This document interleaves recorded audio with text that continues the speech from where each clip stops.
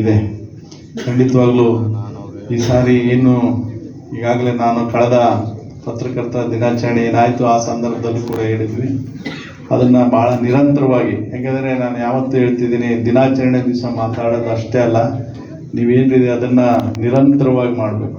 ಯಾವುದೇ ಒಂದು ಕೆಲಸವನ್ನು ಯಾವುದೇ ಸಂದರ್ಭದಲ್ಲಿ ಒಂದು ಸಮಾರಂಭಕ್ಕೆ ಸೀಮಿತವಾದಂಥ ಸಂದರ್ಭದಲ್ಲಿ ಹೇಳಿದೆ ಅದರ ಯಾಕಂದರೆ ನಾನು ಶಾಸಕನಾಗಿ ನನ್ನ ಮನಸ್ಸಲ್ಲಿ ಇರಬೇಕು, ಕೊಡಿಸ್ಲೇಬೇಕಂತ ಹೇಳಿ, ಆದರೆ ಅದಕ್ಕೆ ತಕ್ಕಂತೆ ಏನೆಲ್ಲ ಇದೆ, ಎಲ್ಲಿದೆ ಫೈಲು, ಯಾವ ಥರ ಇದೆ, ಎಲ್ಲಿದೆ, ಯಾವ ರೀತಿಯಾಗಿದೆ, ಕೆಲವೊಂದು ಸಂದರ್ಭದಲ್ಲಿ ಅಧಿಕಾರಿಗಳು ನಿಧಾನ ಮಾಡ್ತಾರೆ, ಕೆಲವೊಂದು ಸಂದರ್ಭದಲ್ಲಿ ಸಣ್ಣ ಪುಟ್ಟ ಏನು ಎಕ್ಸ್ಪ್ಲನೇಷನ್ ಕೊಡ್ತಾರೆ, ಆಮೇಲೆ ಅದಕ್ಕೆ ಬೇಕಾದಂಥ ಏನು ವಿಷಯಗಳನ್ನು ಮತ್ತೆ ವಾಪಸ್ ಕಳಿಸ್ತಾರೆ, ಇವೆಲ್ಲ ಇರ್ತದೆ. ಆದರೆ ನಿರಂತರವಾಗಿ ಅದು ಮಾಡಬೇಕು.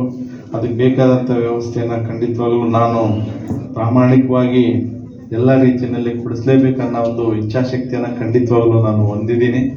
ಏನೋ ಒಂದು ಸಮಾರಂಭದಲ್ಲಿ ಏನೋ ಬೇಡಿಕೆ ಇದೆ, ಕೇಳಿದ್ದಾರೆ ಅಂತಲ್ಲ, ಅದನ್ನು ವಿಜಯಕುಮಾರ್ ಅವರು ಭಾಳ ರೀತಿಯಲ್ಲಿ ಮನದಟ್ಟು ಮಾಡಿದ್ದಾರೆ, ಭಾಳ ಪರಿಣಾಮಕಾರಿಯಾಗಿ.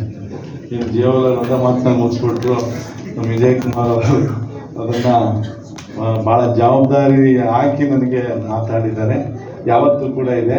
ಅದೇ ರೀತಿಯಾಗಿ ನಾನು ಅಷ್ಟೇ, ನೀವು 3 ವಿಭಾಗದವ್ರು ಇರ್ಬೋದು, ಅದಕ್ಕೆ ತಕ್ಕಂತೆ ಏನು ಬೇಕು, ನೀವು ಪಡೀಲಿಕ್ಕೆ ಏನು ಬೇಕು ಅದನ್ನು ತಾವು ಮಾಡ್ಕೋಬೇಕು.